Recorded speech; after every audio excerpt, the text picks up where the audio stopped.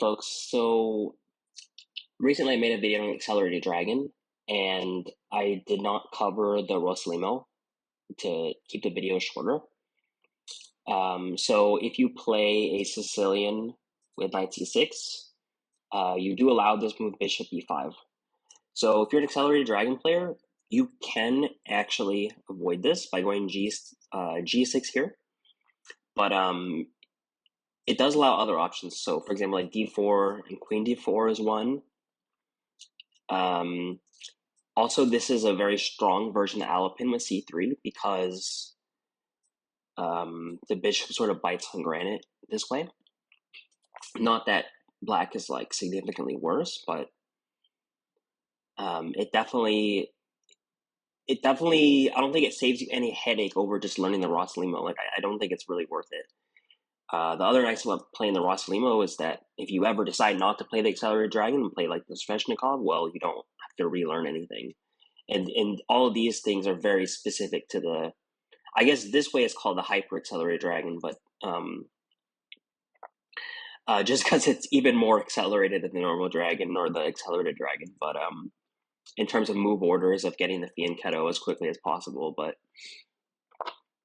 it's sort of my philosophy to like learn as little stuff. So this move works for me. Okay, so bishop e5. So yeah, this move is quite challenging. And it's also like a big a big thing on the top level. You can see like Caruana, like this is one of his favorite things to do against Magnus, because back in the day they used to have lots of battles in the Sveshnikov or the knight c6. And the move I'll recommend is g6. Actually, e6 is a good alternative, but g6 is the most logical, I want to say, and also would accelerate dragon players. So you want to put this bishop on g6 as often as we can. So the first kind of structure is when they take. So there's actually two options. The most popular is dc6, and the reason why is because it opens this bishop. This seems more natural, but what white will often do here is they'll play, I'm just playing like the whatever the top line is they'll go for the c3 d4 kind of plan. And when we go d5, they sort of shut the bishop out. This is fine for black, but yeah, it's not ideal. And if you're not careful, you can get into situations where you can't really develop this bishop. So dc6 it's also supposedly this is like less to learn, or maybe not less to learn, but less sharp. So yeah, we go bishop g7. One common move for white is h3, because they don't want to allow us to go bishop g4. Basically, white's whole strategy here is put the pawns on the light squares, and then what they're going to try to do is just trade off our dark square bishop. So there's many moves here. The goal of this video is not to show like which exact moves to play, but I think there's a lack of chess content on the Rossolimo as black. It's all from the white side, so I just wanted to show like common plans from black, and yeah, and we'll call it a day from there. So yeah, what'll happen is white will attack our pawn. We'll go b6, queen d2, and then we play this move e5, which is very counterintuitive because we're blocking in our bishop. But white's plan is actually to trade off this, and the reason why they want to trade this off is because now we don't have the bishop pair anymore. So that was our one advantage, is we had the bishop pair, and in exchange for this doubled structure, but now we don't have it. But now when we play e5, we're sort of covering for our dark square weaknesses, and this is also resembling like a King's Indian as black, and we can start to go for f5 if we really need to. And yeah, this is just some theory I kind of played out. It's not really what you'll get in your games, but yeah, on a4 we always go a5, and the reason why is because on a5 would give white another way to attack us or attack our weakened structure, so we don't want to allow that. And yeah, you can start hopping into this weak f4 square. And yeah, f6 is another common move in the structure because again we're like solidifying the dark squares, which is normally not a move you would like play in any kind of thing where you go g6. But we're just trying to control the dark squares. We have our light square bishop. It's as simple as that. Even I mean, these are less correspondence games at this point, probably, but like this is actually not even an uncommon idea. Yeah, so I have some example games. I don't want to show the opening on. So this is like Carlsen versus Caruana, game one. Very famously, Carlsen almost just won this out of the gate as black, but he messed up a little bit.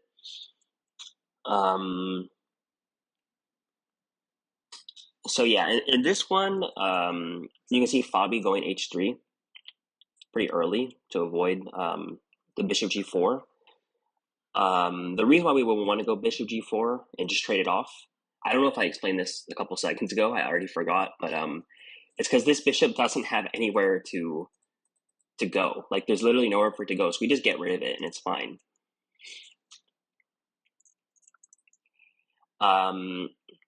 Yeah, and then here Carlsen went for this plan of knight to f8. Very often in Rossolimo, the knight likes to come to this square. Carlsen actually went for bishop e6, which is like I think this was like a new idea at the time that he was springing on Caruana. But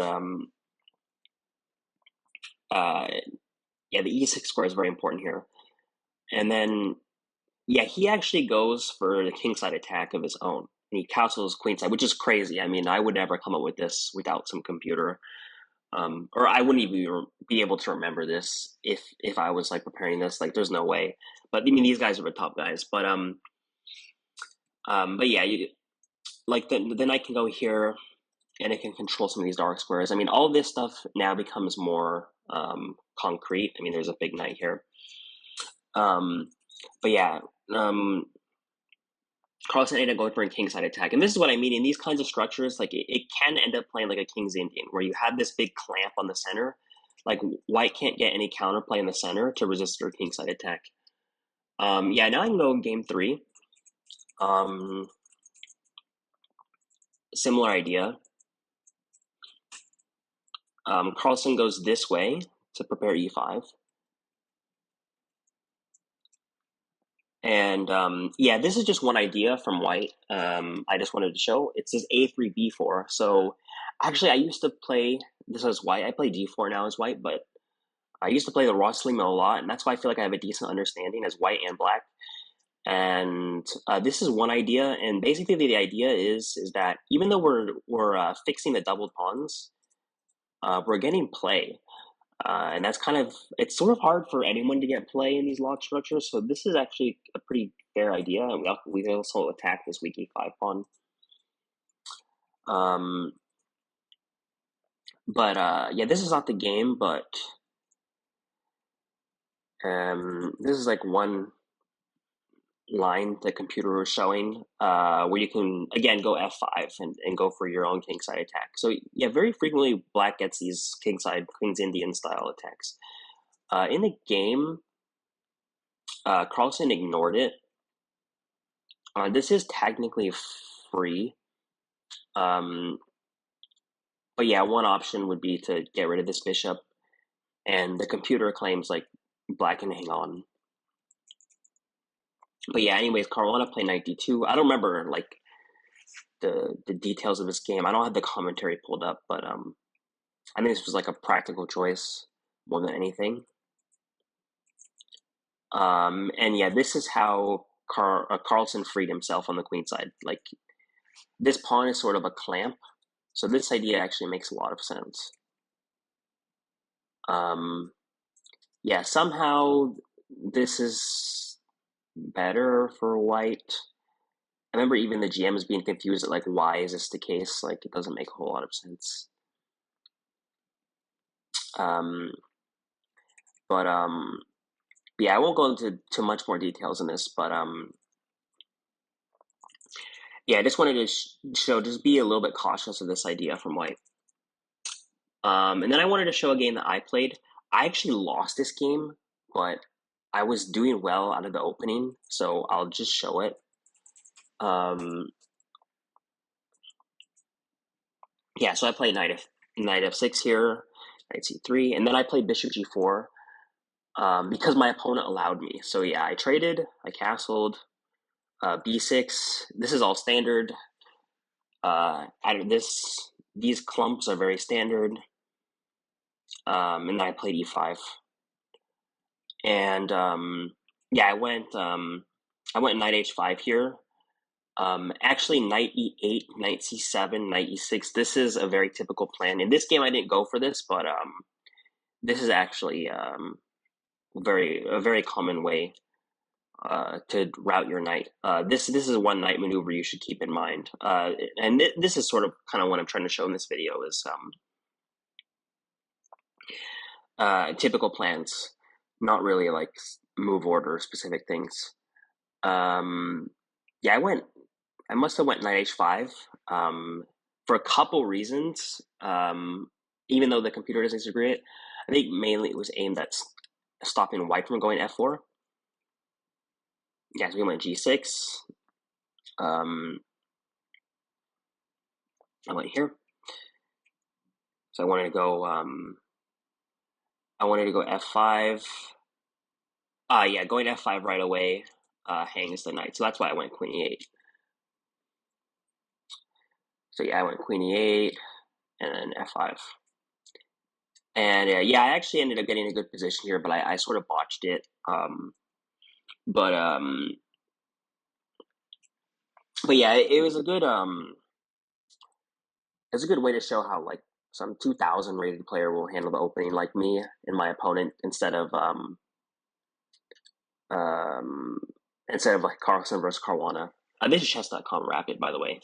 Not 2000 or the board yet.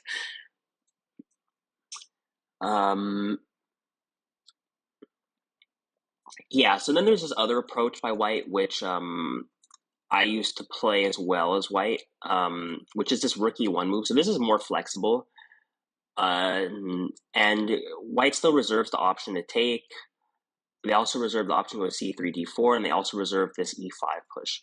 So knight f6 is common, e5, and you don't want to trade here. You want to go knight c7, and this is the whole routing the knight to the e6 square. The e6 square is a very good square for this knight in the Rossolimo. So yeah, and it attacks his bishop. So now they trade, you take, because same idea.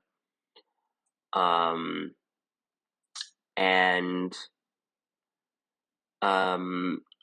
is there something wrong with castling?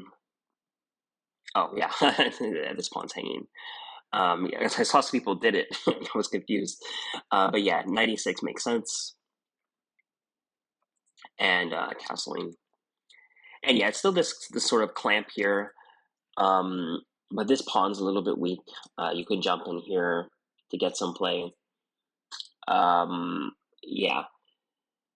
And then yeah, this c3 line I need to show.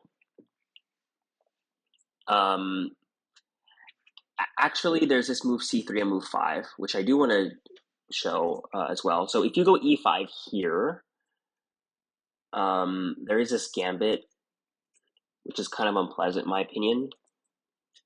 Yeah, you can always go e5 because that's kind of what black is trying to do at an opportune moment. So this is always sort of an idea, this e5 break.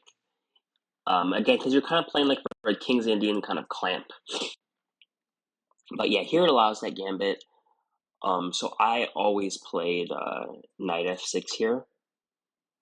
And most of the time they don't really have any better option than to go for like d4 or something and transpose in the line I'm going to show in a bit. Or they just kind of delay things, and you can always play e5 here. And here you're actually kind of playing like a closed Spanish with what seems like a tempo or so up, because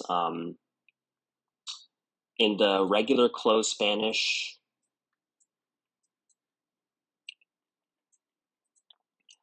let's say like a Ruy Lopez prayer variation,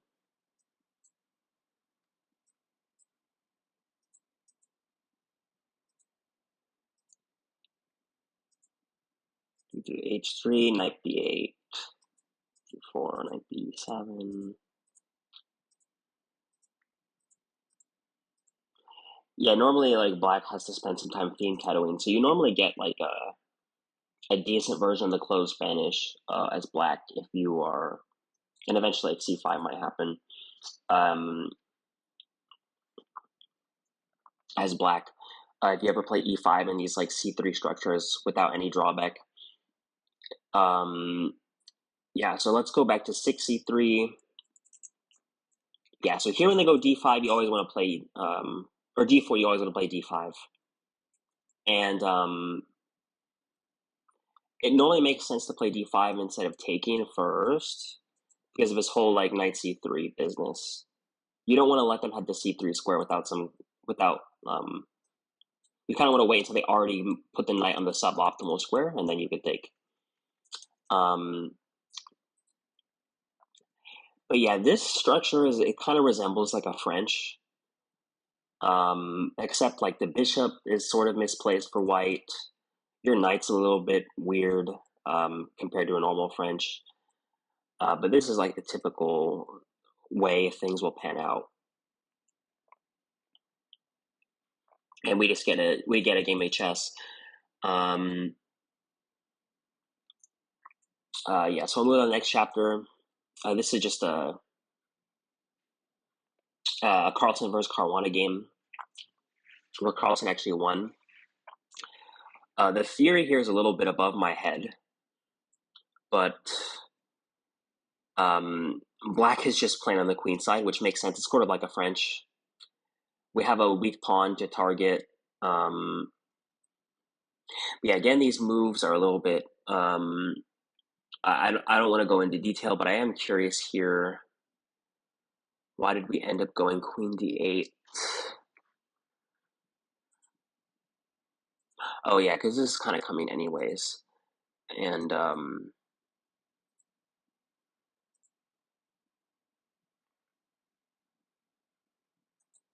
yeah, I see.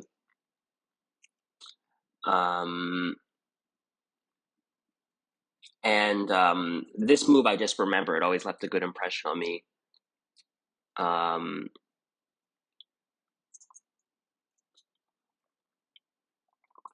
So Caruana ended up getting this massive center, and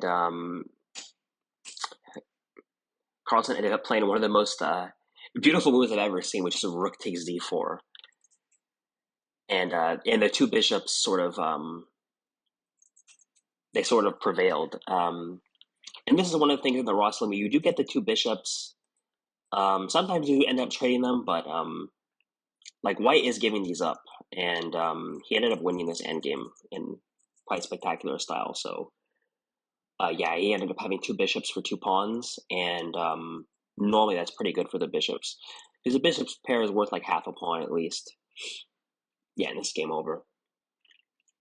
And then also there's one funny game. This is a game where Hans Liebman won and he stormed out and said the chess speaks for itself. And he was playing black here. And yeah, I wanted to show this e5 line from the black side. And yeah, this is actually one funny move white can play, force us to not castle, but it's okay. Yeah, typical idea, just trade off the bishop because if white plays h3, we don't have anywhere to put it. Knight goes to e6. And yeah, we're just putting pressure on e5. And yeah, here Carlsen ended up playing c4.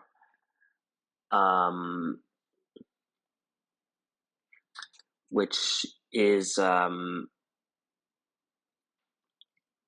apparently this has actually been played before.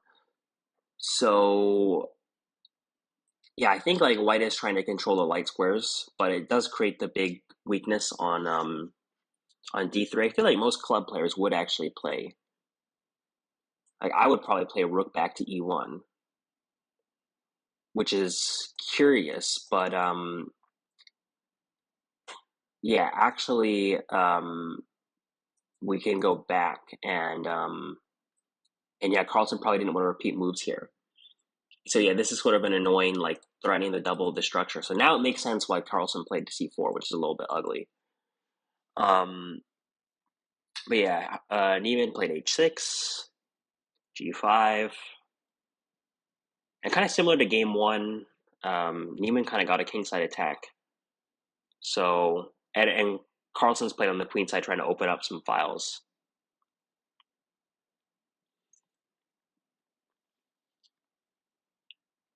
And our structure as black is horrid, but we have the two bishops and an attack going.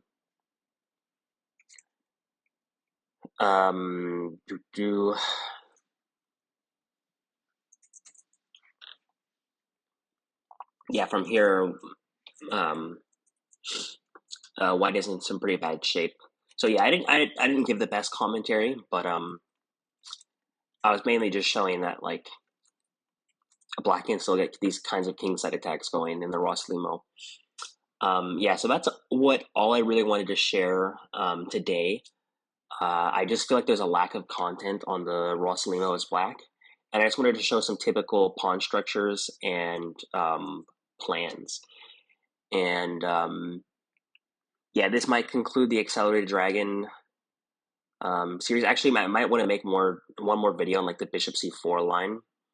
But yeah, yeah, I'm glad I was able to show some typical plans in this sideline. So yeah, thanks for watching and goodbye.